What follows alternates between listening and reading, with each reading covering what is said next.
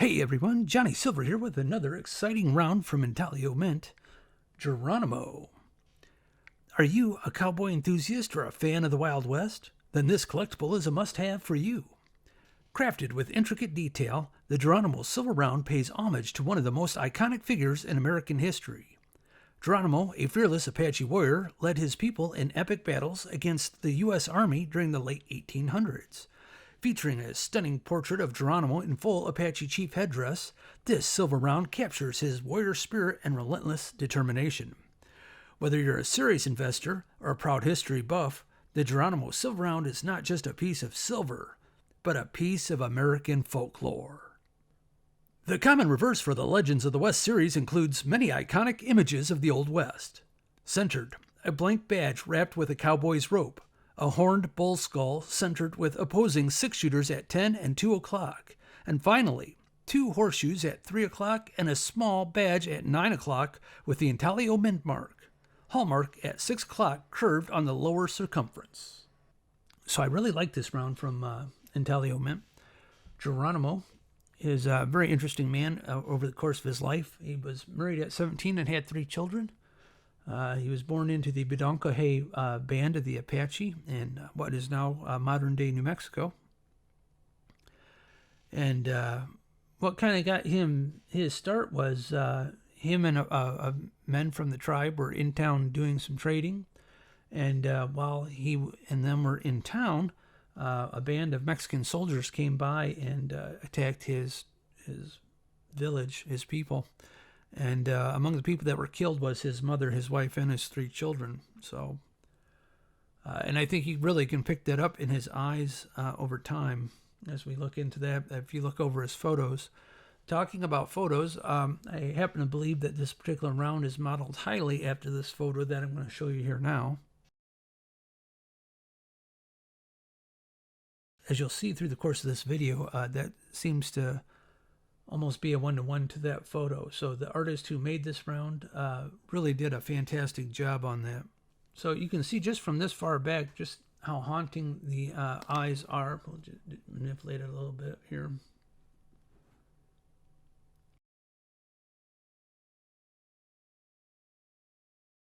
You can see the lines in his forehead. You really get an idea just how deeply stamped this particular round is.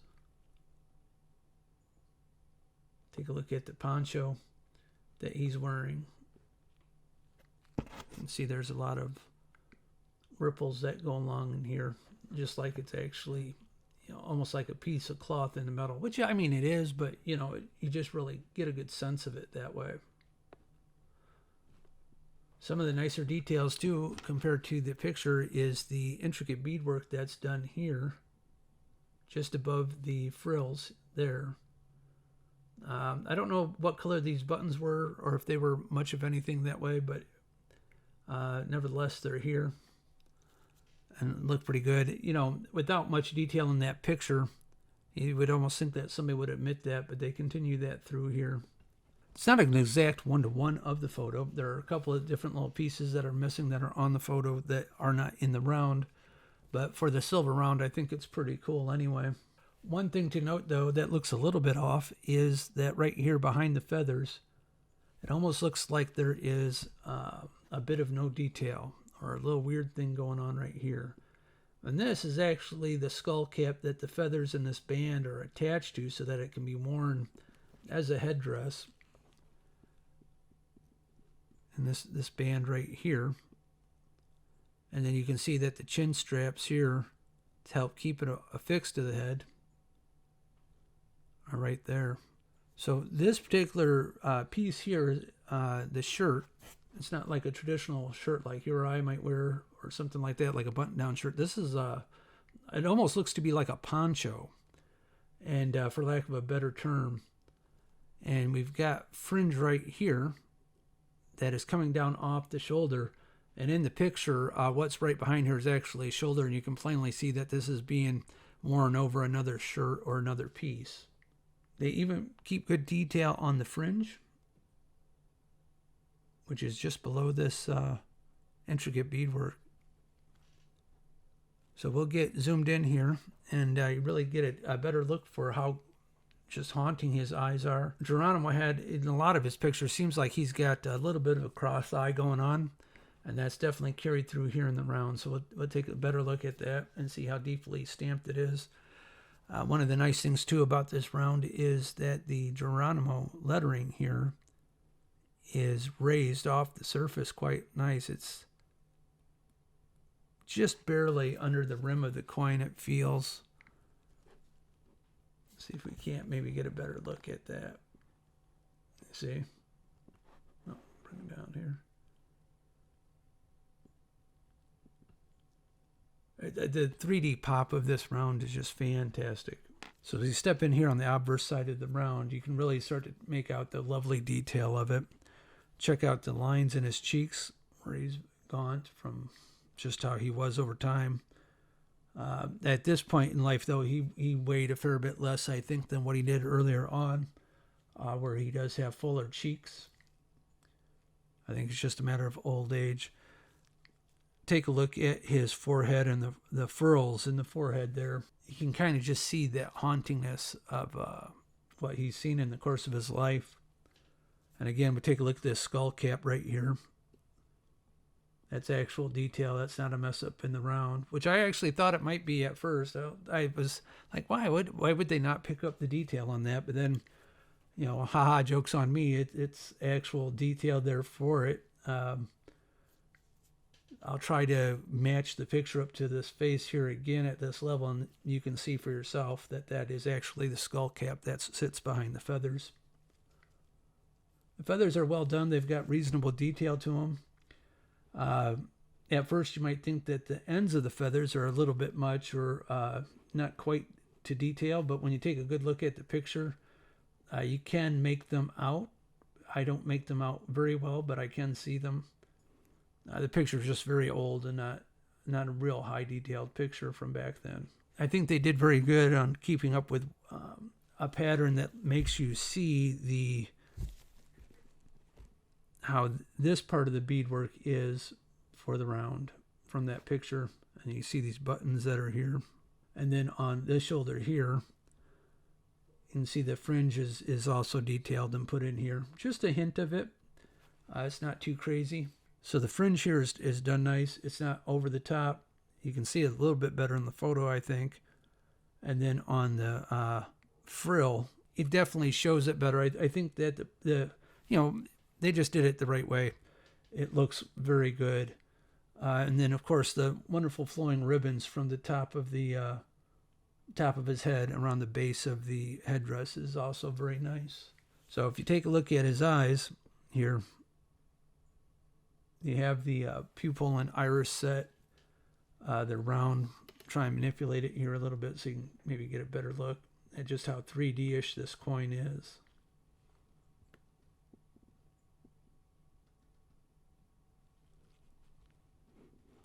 So here you get a better idea of the eyes, like I was telling you about, how the iris and the pupils are set. You definitely get a hint of the crossed eyes he had. I don't think it was a huge deal as far as that goes. He was one hell of a marksman, so it certainly didn't hold him back at all. You definitely get a better hint of just how this headdress comes to be, where they pick up a little bit of the side of his head here and how the ribbons start to flow from underneath the headdress itself. You even pick up a little bit of detail on the base of the feathers here and how they're wrapped to be able to attach to this band. And we'll take a look at the feathers here. See, it's just enough detail to make them look great without taking away from the overall round or his face.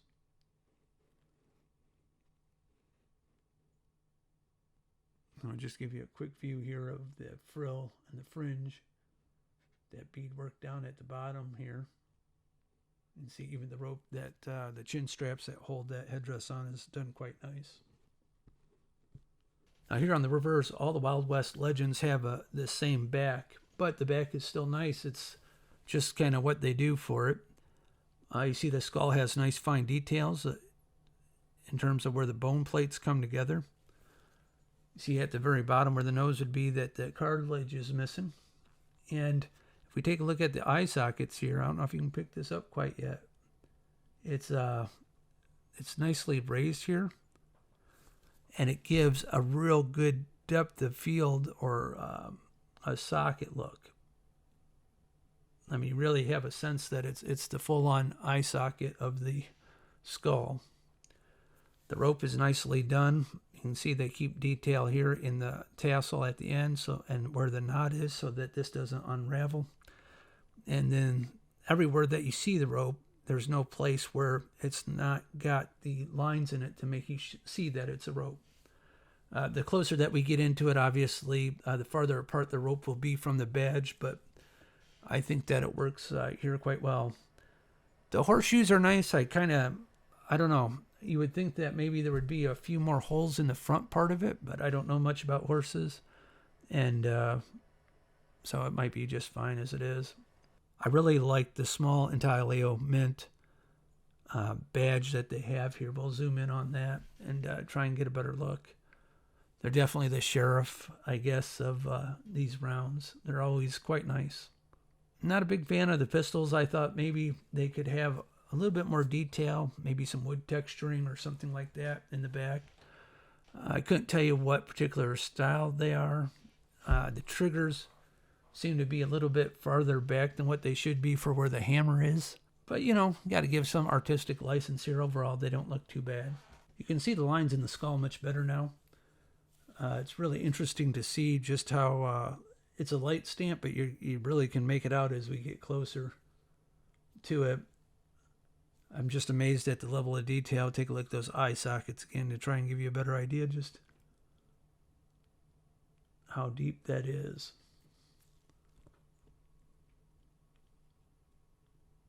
It's amazing. And if you take a look at the horns here, you got all the growth lines right across here as it would come out over time. They didn't skip that detail, nor did they skip the detail of where the horn comes into the skull itself. You can see this little space that's here. You got to remember there's skin, and then underneath the skin there's going to be small muscles, but muscles nonetheless underneath that skin, mostly so the bull can wink at you and whatever. So if we take a look at the pistols here, you can see there's just a bit more detail, maybe some kind of, you want to call it maybe a date mark or something like that under there, but perhaps some kind of place to oil it or something, I don't know. But not a lot of detail. I mean, especially at this kind of zoom level, what appears to be maybe some wood grain on the handle of the pistol here really is just silver grain. The horseshoes do look nice. I thought that maybe they might have a couple of more holes in the front here for the front part of it, but it's just creative license, so it doesn't have to be absolutely anatomically correct, I don't think. The Wild West Legends stamp here is, reasonably stamped in. It's not terribly deep, but it does go in quite a bit. Now, if we take a look down here at the bottom of the skull, you can see that separation where the cartilage would be. I think that's kind of neat. As we're taking a look at this rope here, you can just see the detail is quite nice. They've kept it all the way through. You get a real good sense that this is kind of rolled up in a circle, ready to go. And again, we look at this tassel. It's tied off so that it won't unravel anymore. You can see where it's just like the wrap is tighter at this end. And then as we go on through it, here you can see that we go from really tight to slightly looser, right? And then it gets to just be how the rope should be throughout the rest. So what you're seeing then here is kind of fatigue at that end of the rope. It's a very good detail. It's very realistic. It's the working end of the rope, so to speak. So that's really cool to see. And then, since we love Intaglio Mint, we'll take a look here at the sheriff badge. You can see the column I they use for Intaglio Mint on the sheriff badge. It's almost like a mini version of it. So this is the column that you're seeing on this little badge right here. And then, of course, it says Intaglio Mint right underneath it. You see, we've gotten a little bit closer yet to the Intaglio Mint mark that's in here on that sheriff badge. You can make out the column I better. So it's a neat little detail that they've added to it. A little bit better look at the pistols here. You can see where it's not actual wood grain texture. It's just silver grain. Probably at this level, the best detail that you're really going to see here is on the skull itself. I'll give you a better idea of just how deep the eye sockets are. So here's the base, the very bottom of the round, right? And then this is a lip up right here. And then the next part here that my pointer is on, that's the next step up. So it's quite a raised surface right here. It really does, when you have it in your hand, throw it out there like it's just unbelievable. Let's see if I can't manipulate it in a little bit. That gives you a little better idea. Look how deep that is.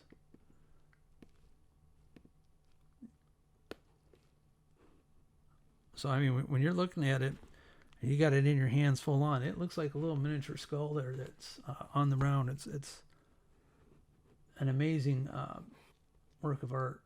So that's pretty much my review on the Geronimo Round by Intaglio Mint. You know, please comment down below whether or not you've got this round, whether or not you would pick up this round, or if you're going to order it anyway. Share me on the social medias. Give me a thumbs up, and yeah, we'll see you guys next time. Bye-bye.